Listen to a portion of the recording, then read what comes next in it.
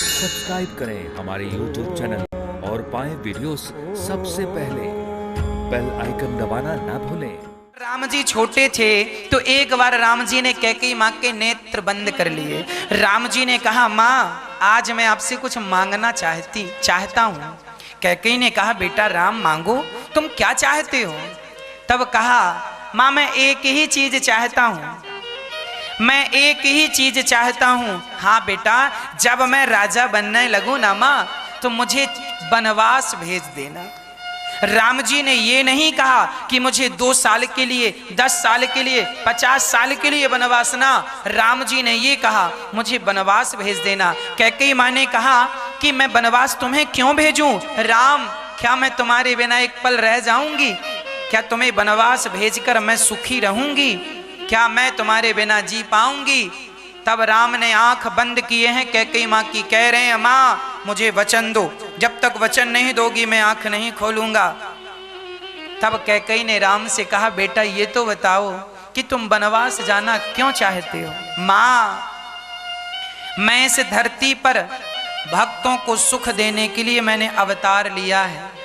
वनवास नहीं जाऊंगा तो मुझे लोग नहीं जानेंगे। राम जी वनवास जब गए तो केवल राम जी वनवास गए, और 14 साल में माता कैकेयी के कारण राम जी 14 साल में तप करके राम जी वापस नहीं आए। मर्यादा पुरुषोत्तम भगवान बन करके वो राम भगवान बन करके वापस आए। राम को भगवान बनाने में सबसे ज्यादा किसी का हाथ था तो कैकेयी माता का हाथ था। इसीलिए दोष ना देना कैकेयी को। कैकेयी माँ ने राम को वनवास ना भेजा होता, राम जी ने ही कहा था कि माँ मुझे वनवास भेज देना। जब अच्छा फिर 14 साल का ही वनवास क्यों मांगा? 15 साल का भी तो माँ कह सकती थी कि वनवास दो, 16 साल का भी तो वनवास मांग सकती थी।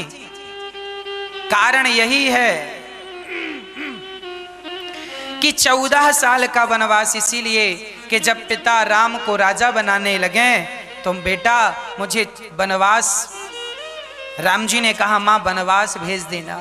तो कैकेयी ने 14 साल के लिए क्यों? कारण था, उस दिन से, जिस दिन राम जी को कैकेयी ने वनवास भेजा, उस दिन से रावण की आयु केवल 14 वर्ष ही शेष रह गई थी। इसीलिए 14 साल का वनवास दिया। और राम जी को वनवास जाने का एक दूसरा सबसे बड़ा कारण भी था कि अयोध्या का जो राज मुकुट था वो बाली के पास था। एक बार दशरथ जी अपनी कैकेयी को लेकर अर्थात पत्नी को लेकर जा रहे थे, रास्ते में बाली आ गया और बाली ने कहा, दशरथ जी हमसे युद्ध करो या तो अपना सिंहासन हमें दे दो, राज्य हमें दे दो। दशरथ जी जानते थे कि बाली से युद्ध करना मतलब हार जाना। तब राजा दशरथ जी ने अपने सिर का मुकुट उतार कर और बाली के कदमों में रख दिया। ये बात केवल कैकेयी को पता थी।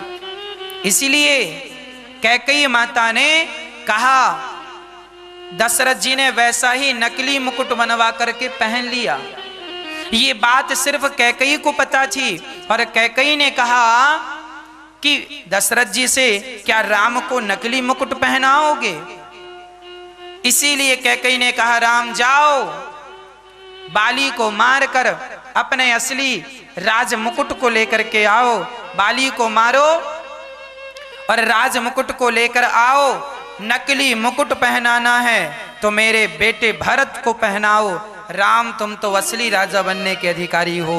कैकेयी माँ ने राम को वनवास नहीं बल्कि अपने अयोध्या का सिंहासन लेने भेजी थी, क्योंकि असली राजमुकुट बाली के पास था। इसीलिए राम जी पहले राम जी कैकेयी माँ से भेंट कर रहे हैं, क्योंकि जानते हैं कि कैकेयी माँ ना होती, कैकेयी माँ ने अपने दिल में पत्थर रखा है। कैकेयी माँ ने अपमान सहा है, इतना अपमान सह करके तब कहीं जाकर राम का सम्मान बढ़ा है। अरे किसी की सफलता में किसी की विफलता भी होती है। यदि राम सफल हुए हैं तो राम की सफलता में कैकेयी का हाथ था। भले कैकेयी ने अपना अपयश बनाया भले कैकई को लोग गालियां दे रहे हैं, पर कोई बात नहीं, मुझे गालियां दो। और मुझे गालियां देने के कारण यदि मेरे राम की जय जयकार होती है तो मैं गालियां खाने को तैयार हूं, क्योंकि मुझे गालियां मिलेंगी, कम से कम मुझे गालियां मिलकर मेरे राम की तो जय जयकार हो जाएगी। इसीलिए राम जी को कैकई ने 14 साल का वनवास दिया।